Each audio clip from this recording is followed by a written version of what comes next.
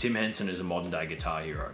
With Polyphia, he's built a brand and a style of music that's synonymous with the modern day guitar scene. In this video, you'll learn his 6 key ideas on how to achieve success in the music industry and finding your own voice. The guitar is a means to an end. The end is music, right? The guitar is a tool. And so many people are treating it like it's not, you know? Like they're forgetting about the music part entirely. While Polyphia's music is very technical and often difficult to play, a core factor in the band's success is that they've held the music above all else. After all, guitar is a means to an end, and that end is music, not 16th note runs at 300 BPM. This is an instrument that makes sound, the purpose of which is to make music. Anything that isn't doing that is just like masturbatory. Number 2, you have to build your own musical voice. I think the most important thing as a young player or musician or composer, producer, or anything is to find your voice, you know, to find your style. And the way that you do that is you learn your favorite things, you learn your favorite styles, and it helps to be into a lot of things so that you can pinpoint contrasting stuff, because eventually you get good at all these different things that you like, you know, stylistically. They're going to make their way into original playing. And then you might have an original voice. The more you're exposed to different music, the more that you can seal those ideas and throw them into the melting pot that is your own voice. Remember to work both on your depth as a player, where you get as good at one thing as possible, and your width. Listen to different genres, learn riffs, steal licks, and remake beats. The wider your influences are, the more unique you'll sound. I've always thought that, like, what the fuck is the point in having a plan B? Just do the plan A. Like, that's it. Figure out what you want, manifest it, and be unapologetic about it. Achieving success in the music industry is far from easy. Like anything in life, there's going to be highs and lows. And when those lows hit, there'll be a temptation to cut your losses and move into a career that's a lot more secure and a lot more consistent. But if you don't have a backup plan, you're forced to make it work. That being said, you can't go into this blindly. Rowing harder doesn't help if your boat's going in the wrong direction.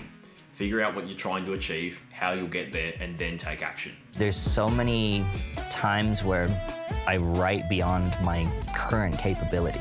I shoot way further than I can actually make, and then I have to make up the difference. Like, by the time tour rolls around, I have to be able to play this fucking thing. As musicians, we can always practice more, but many of us struggle to find material that focuses on what we want to improve, while also not being too boring or repetitive. This is why writing beyond your means is so powerful. You're practicing songwriting and technique at the same time.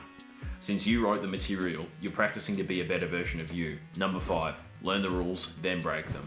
Well, your playing's cool because I feel like you reject a lot of the standard, like, Guitar Hero stuff.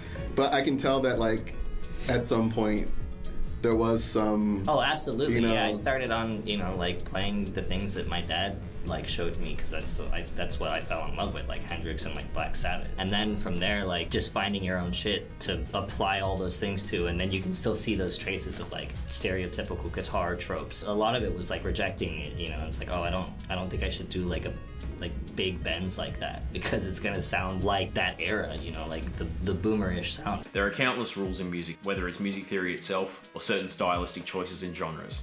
These things can either pigeonhole you into sounding like everyone else, or be the starting point of finding your own style.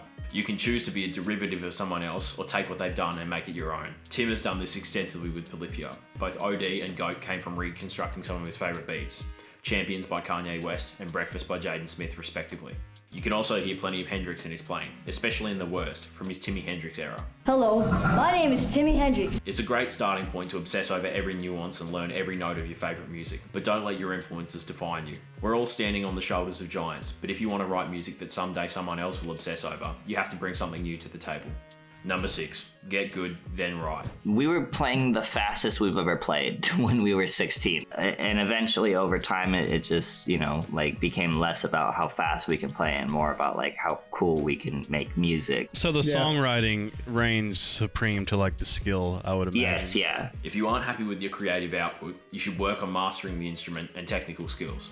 This approach allows you to have a solid foundation as a musician. Having a strong technical foundation can make it easier to express yourself musically and communicate ideas more effectively. Now that you've learnt these 6 tips, you can watch this video here on how to unlock your creative potential.